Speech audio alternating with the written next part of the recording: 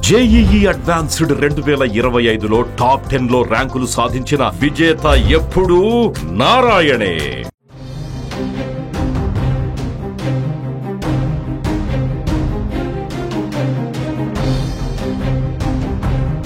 ఏపీలో డ్వాక్రా మహిళలకు ప్రభుత్వం తీపి కబురు చెప్పింది. డ్వాక్రా మహిళల పిల్లల చదువుకు భరోసా కల్పించేందుకు కూటమి ప్రభుత్వం మరో సంచలన నిర్ణయం దిశగా అడుగులు వేస్తోంది. పిల్లల చదువు కోసం ప్రభుత్వం కొత్త పథకం ప్రవేశపెట్టింది. సెర్ప ఆధ్వర్యంలోని శ్రీనిధి బ్యాంకు ద్వారా రుణాలైతే ఇస్తారు. ఈ పథకానికి ఎన్టీఆర్ విద్యా సంకల్పంగా పేరు పెట్టాలని అధికారులు ప్రతిపాదించారు. ఇది కేజీ నుంచి పీజీ వరకు చదివే విద్యార్థులందరికీ వర్తిస్తుంది. ప్రభుత్వ, ప్రైవేటు పాఠశాలలు, కళాశాలల్లో చదివే విద్యార్థులు కూడా ఈ పథకం ద్వారా లబ్ధి అయితే పొందవచ్చు. శ్రీనిధి నుంచి తీసుకున్న రుణాన్ని పిల్లల చదువు కోసం మాత్రమే ఉపయోగించాలి. ఫీజులు, పుస్తకాలు, యూనిఫామ్ కొనుగోలు చేయొచ్చు.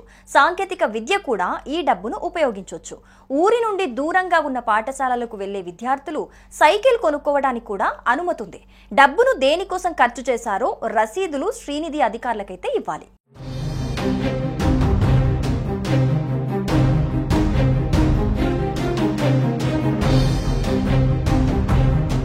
గ్రామీణ పేదరిక నిర్మూలన సొసైటీ సెర్ప్ పరిధిలోని శ్రీనిధి బ్యాంకు ద్వారా 10,000 నుంచి 1,00,000 వరకు 4% అంటే 35 పైసలు వడ్డీకే రుణాలైతే అందించనుంది. గవర్నమెంట్, ప్రైవేట్ విద్యా సంస్థల్లో కేజీ నుంచి పీజీ చదివే విద్యార్థుల తల్లులకు ఇది వర్తిస్తుంది. తీసుకున్న మొత్తాన్ని గరిష్టంగా 36 నెలల వరకు చెల్లించే అవకాశం ఉన్నట్టుగా సమాచారం.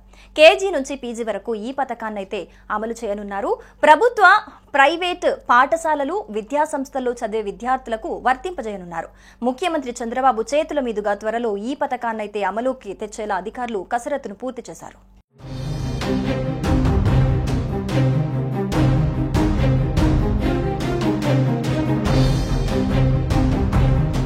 ఈ పథకానికి ఏడాదికి 200 కోట్ల ఖర్చవనున్నట్లు తెలుస్తోంది. శ్రీనిధి నుంచి రుణంగా తీసుకునే మొత్తాన్ని పిల్లల చదువుకి మాత్రమే వినియోగించాలి. వారి ఫీజు చెల్లింపులు, పుస్తకాలు, యూనిఫామ్ వంటి వాటి కొనుగోలుకు వెచ్చించొచ్చు. సాంకేతిక విద్యలో అవసరాలకు ఖర్చు చేసేందుకు అవకాశం ఉంటుంది.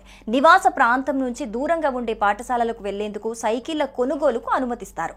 రుణం మొత్తాన్ని ఎందుకోసం వినియోగించామో సంబంధిత రసీదును శ్రీనిధి అధికారులకు అందించాలి. రుణ మొత్తాన్ని వాయిదాల రూపంలో చెల్లించాల్సి ఉంటుంది. తీసుకున్న మొత్తానికి అనుగుణంగా కనిష్టంగా 24 నెలల నుంచి 36 నెలల వరకు చెల్లించే వెసులుబాటు కల్పిస్తారు.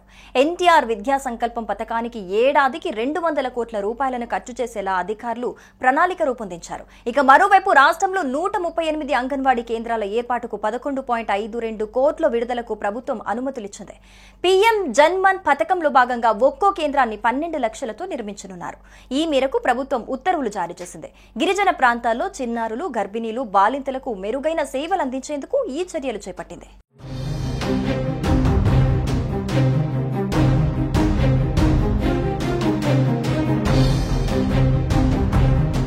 సుమన్ టీవీలో మీ పర్సనల్ అండ్ బిజినెస్ ప్రమోషన్స్ కోసం కింది నెంబర్కి కాంటాక్ట్ చేయండి.